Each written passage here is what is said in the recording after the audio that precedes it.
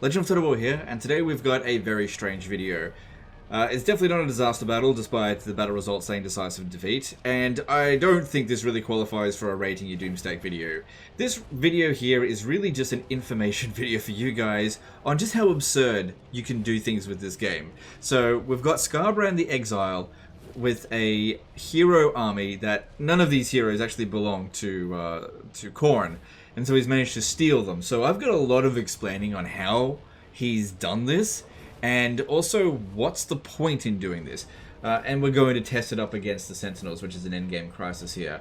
So let's jump in and see how it goes, and I'll start explaining it. So, loads of things to cover here with this one. Stealing enemy heroes. Well, stealing allied heroes, I suppose. Any faction can steal another faction's hero. It's definitely possible in all cases. It's not a cheat code or anything like that. You could definitely qualify it as an exploit. You're really not supposed to have other factions' heroes in your own armies, but there is a loophole that allows you to access them. So this is the easiest way, I suppose, to go about it. There's a number of ways that you can steal another hero. But let's just go into the easiest one, or else we could be here all day explaining all the different ways you can do it. The easiest way is to get a military alliance with, say, the Dark Elves. Wait until a particular hero is rank 20, that gives them immortality. Then you borrow an army that they've been attached to. Then you get this hero wounded somehow. Throw them into battle that they can't win and auto-resolve, get them wiped out. And then, rather than getting killed, they'll be wounded in your list of heroes, and then 5 turns later, you'll just have access to them permanently. So, other ways you can do them, you basically just need to get them wounded while they're being borrowed by your faction. So, if they get assassinated but not, killed, then you'll get to keep them. If you borrow an army that has a hero lower than rank 20, you can get them up to rank 20, but they don't automatically get the immortality skill, so you have to give that unit back, or give the army back, and then borrow it again. As soon as you give an army back, all the skill points will be automatically distributed. So that's how you get another faction's hero. So playing as any faction, it is possible for you to get an alliance with any other faction. It's just that obviously some factions have a lot of aversion to others, but as you progress through the campaign and get more money, you can mitigate those aversions by throwing money at them. Dwarves is a little bit more difficult, so that's very impressive that you managed to overcome that immense amount of aversion, because the dwarves will take every little slight and hold on to it forever, so you would have had to really work hard to get a military alliance with the dwarves. Either that or make them a vassal, which is something that Scarbrand doesn't naturally do by default. So factions such as Norsca actually have a decent chance of doing this as well, because they can make heroes immortal by default through their tech tree, and factions like Warriors of Chaos can actually have an easier time doing this, since they can vassalize any faction, funnily enough, except for the Demon Prince. For some reason you can't vassalize him, or Cetra for that matter. Anyway, what's the point of this army? Just random heroes attached to the army? No. So the chieftains. Most of the point of this, the chieftains have a skill in their skill line that provides 5% ward save to the commanding lord. Now, when you're attached to a Skaven army, all of your lord possibilities, none of them are anywhere near as powerful as what Scarbrand can become. And Scarbrand, on his own, in his own faction, it's impossible for him to hit the maximum ward save. So using a combination of Scarbrand with these stolen heroes, it's possible for you to push the ward save up to ridiculous levels. That's beyond the maximum ward save, although he went above and beyond in this situation and picked up the Sword of Cain. Absolutely didn't need to. I think the main reason he got it for this army was just for the area effect damage, so that we can kill this army a bit quicker. That was about it. But yeah, that's the point of the chieftains there. So runesmiths, you've got support. With these ones here, which I don't really understand why he didn't go with the heal abilities with these. I just don't understand. Because yeah, you still have the ability to skill them up, assuming you didn't get them at rank 50, so I don't know why he didn't get that. And again, I'm not entirely sure why we've got masters in the army either. I totally understand the chieftains, don't understand the rest of it. So let's just throw it in, and we'll see how it goes. It's just a weird battle, really. Actually, let's just send Scarbrand in by himself for a little bit. With 90% ward save. Maybe these guys here have the Spiteful trait, which is providing him with... What the... Oh, right, yeah, he owns, like, the entire map. 321 melee attack. That is such an absurd amount of melee attack that... in order to begin even having a chance of blocking that, you would probably need about 250 melee defense, which no character in the game is going to obtain. The thing is with the Exiles of Khorne, their commandment, every commandment that you put, except for one I think, gives you 1% extra melee attack faction-wide, so if you get enough of those commandments you can get absurd melee attack.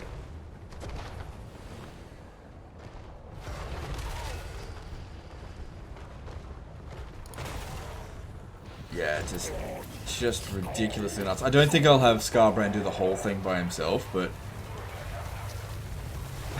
to get that bloody weapon strength as well. I know it's technically possible to get higher. But just, everything is just tickling him. And I think with this, I just admire the sheer amount of effort that went into this, because... the game sort of gets to a point of like, trivial degrees of difficulty, where if you've played the campaign into 30 turns, then you're probably not going to lose it. So, not a lot of people, but some people, including myself, will sometimes set themselves some goal to make an absurdly powerful character with just ridiculously high numbers, just because they can. But in terms of the actual point of it in the actual campaign, there's no point to this army. This would have taken an absurd amount of time to actually accomplish. And the game is just not difficult enough that you need to do this stuff. Alright, they're giving up trying to just focus on Scarbrand. But yeah, I guess for me, I just don't really understand why he didn't go with the heal ability on this. I know Scarbrand doesn't need it because he's got Gore Feast and regen, so that's not going to be an issue for him.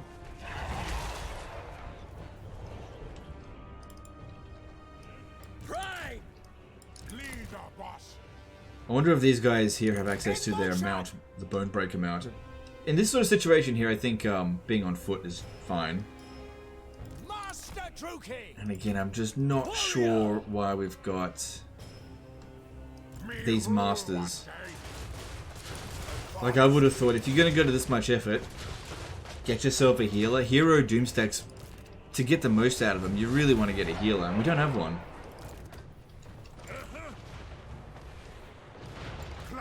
Now the thing, when you steal a faction's heroes, you also steal whatever items they have equipped.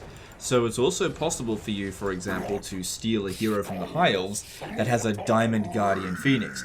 Now, in that particular case, you wouldn't be able to equip the Diamond Guardian Phoenix on anyone other than a High Elf character that you own. But you could attach that High Elf hero into one of your armies to give yourself 10% additional physical resistance. When playing as a Demon or Warriors of Chaos faction, that can be very useful.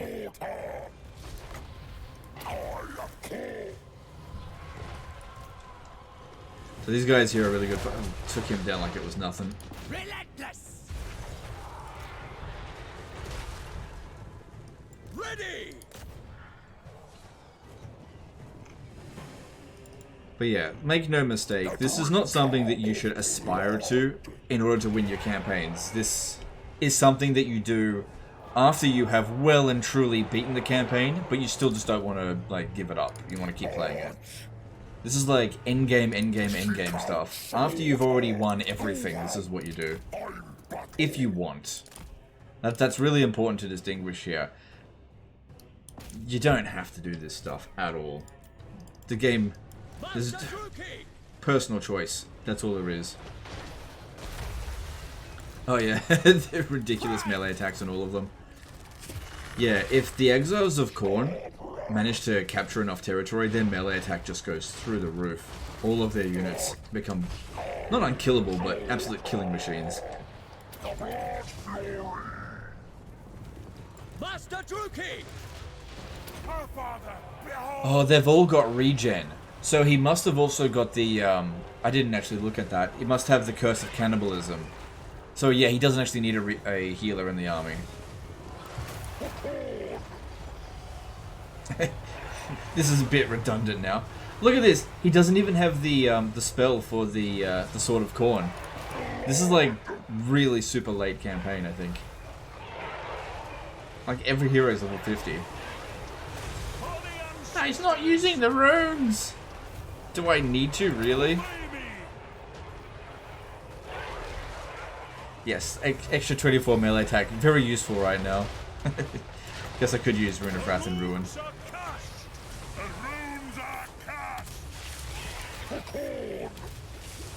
The AI has just recognized that Scarbrand is basically unstoppable, and they're just like, ah, we can't kill him. Let's just try it with these other guys.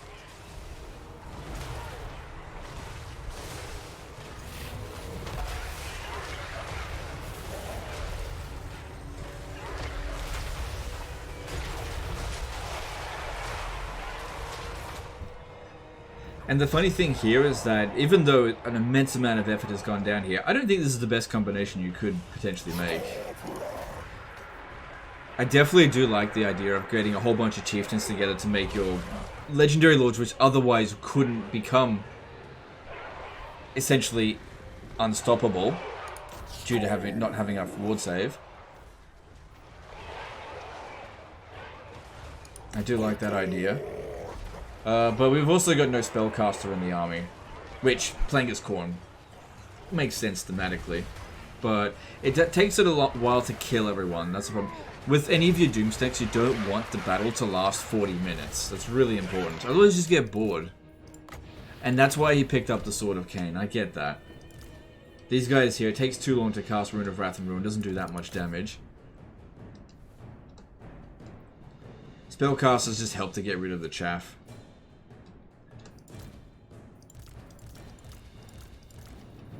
Does it really even matter if we do this stuff now? It's not going to make any serious difference.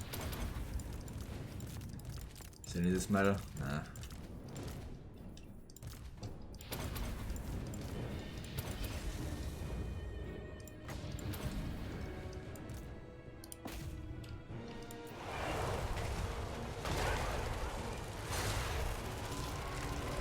This is nothing that the AI can do.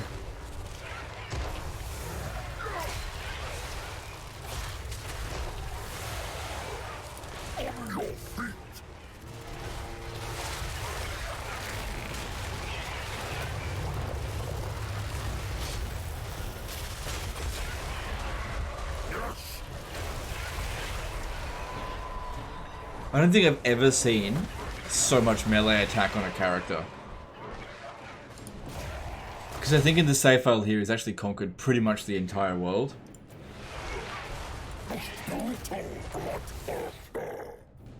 A lot of commandments had to go down for that.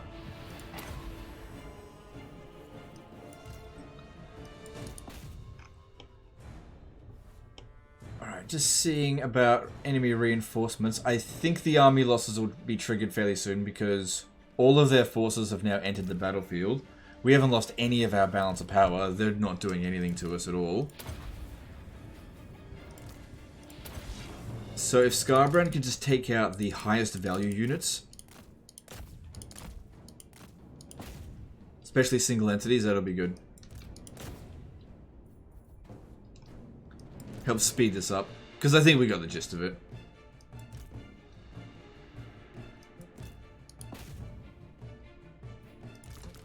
Seems like the runesmiths are struggling a little bit.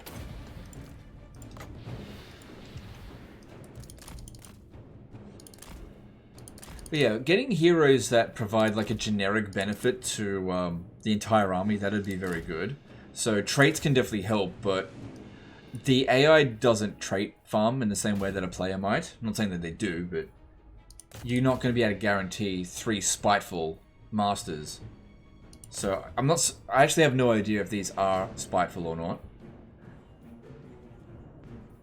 So we'll have to look at that. And when it comes to these, I'm just not sure why they're in there. Maybe to reduce enemy armor? No, it doesn't look like they've gotten that ability either. I really have to have a look at their skills. Because that's the big question. Why did he go with this as opposed to any others? Look, that guy there struggled a fair bit. Anyway, there we go. There's the army losses. So I'd say the weakest link in this army is the dwarfs.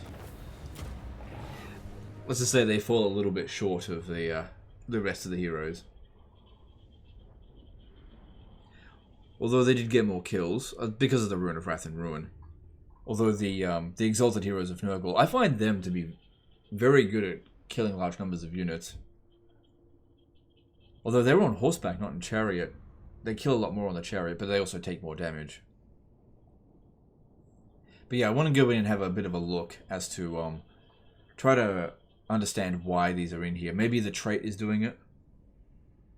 The thing is, though, getting a bit of extra melee attack at this point here is so redundant and it's not funny. So I just need to have a look. Jeez. Yeah, that's an endgame crisis for you. Turn 246, he pretty much owns every settlement in the game. Let's have a look at this. So, we're looking at the masters first. Spiteful, that's what I thought. +3 melee. Okay, weapon strength plus 5%. That actually makes sense. Because even though we've got loads of melee attack due to this, imagine having... Okay, how many provinces do we own? And 212 provinces, so that means if you've got this commandment on all of them, obviously that's 212% extra melee attack, which is why it's so bloody high. But melee attack gets to a point where it's so high that getting any more points isn't going to make any difference. But weapon strength is always useful. Until you get to a point that you can one-shot kill anything that you hit, you can always use more weapon strength. So yeah, getting more spiteful characters into this army would have been really handy. That being said, for the chieftains here, the skill you're looking for is Suspiciously Loyal. That's the ward save plus 5% for accompanying Lord. That's really handy there. And if we have a look at the runesmiths, right, that is a good skill, but I'm not seeing why this guy is here over... Oh, I see, maybe for hardened armor. Right, you've got one for hardened armor and one for sharpened weapons. I imagine the other one would be the opposite. Yeah, more or less. Right, okay, so I understand why that's in there then. Yep, that's fine, that makes sense. And the Exalted Hero of Nurgle, why are they here? Toxic Trooper. That's what I thought. Reduces the enemy armor by 10%, but that's not really a big deal. I think Stench Ridden is better. Let me have a look at the other ones. What's going on with them? Yeah, they've all gone for Toxic Trooper. Honestly, when it comes to Scarbrand, who cares about reducing the armor by 30? That's not really going to make any impact when the majority of his damage is armor piercing anyway. So it's just not really that big of a deal. Okay, cool. So yeah, in terms of building this gets like a negative a billion out of 10 for, what's it called? Practicality. It's not practical at all. Not one bit. In terms of ease of use, it's insanely easy to use. I don't even really know if I should be rating it. In terms of strength, it's ridiculously strong. It really comes down to this. Do I recommend in your campaigns that you do this? Probably not. This is going to only appeal to a small number of people. But if you're in a situation where you have an alliance with a faction that has a character that is immortal, then it may be something for you to consider to snatch that character away from them. But also keep in mind that sometimes heroes will use up the capacity, like foreign heroes will use up your own capacity based on the symbols that they come from. So if we have a look at the heroes for Cultist of Khorne, right? So we used up 3 out of 42 there. If we grab a Cultist of Khorne, okay, that one there should not be using any capacity because its symbol is different from all of these. Let me just check. Unless the runesmith is actually considered. Rune of swift stride. I'm just not entirely sure. So I obviously don't need to send a save file back. So one way to check, if we see here now that that's 4 out of 10. If I get rid of this, does that reduce the capacity? It did. So by getting runesmiths, you will get fewer potential cultists. And in my opinion, cultists are better than runesmiths for Khorne. So just keep that in mind. As for, I think the spread control, which one's doing that? I think it's this one here. I think that's using up the same capacity as the Blood Reaper or the Exalted Hero. I'm not entirely sure. We'll go to a province and have a look. I've got to see where one can actually be recruited. Okay, he's currently got one Blood Reaper. Yeah, let me just go to this region. Hang on, where is it? Waterfall Palace. What's the symbol on that one? Okay, it's... Okay. Okay, I don't think it is actually using the same capacity, because it was only at 1. Hang on, let me go back there again. Yeah, so if I disband this one here, I don't think it's using the same capacity. Yeah, so getting the Chieftains is giving you a whole new hero category, unless the Exalted Hero is also considered. Let me have a look. Okay, see, okay, that one, they've got the same symbol, but they're different categories, so I think that might actually be it. Let me just check. So Exalted Heroes are at 18 there. If I grab one of these guys here and disband it.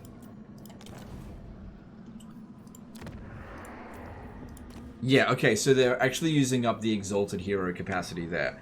I think that the Chieftain is actually better than the Exalted Hero, but it is entirely up to you. Now, that symbol there, the Stimulate Growth, Khorne doesn't have a Stimulate Growth hero, so these guys here are definitely not taking capacity from any of the other heroes. So that's another thing to consider. So when borrowing another faction's hero, consider the symbol that they have above their head and whether your faction already has that symbol. If it doesn't, then you can borrow it without wasting your own capacities. Just a minor thing to consider. You don't want to be stealing heroes that are inferior to your own heroes and taking up their capacity. But then again, if you end up doing that, you can always just disband that hero. And it is actually a way for you to get rid of immortal characters. Those ones that I just disbanded there, they're actually deleted from the game. They're completely gone. They're not just wounded, they're deleted. So that's something to consider. Anyway, hopefully that gives you a bit of information to work with in your campaigns. It's unlikely this is going to be something that you're going to frequently use, but you might find yourself in a situation one day where you might be like, I could do something here. And now you have that information to use as you see fit. Doing this to this extent, totally not worth it in my opinion, but I'm not going to judge. I do admire, actually, the amount of effort that went into this. Anyway, that's the end of this one here, guys. Let me know in the comments below what you think of all this information. Appreciate you. We'll see you next time. Later, guys.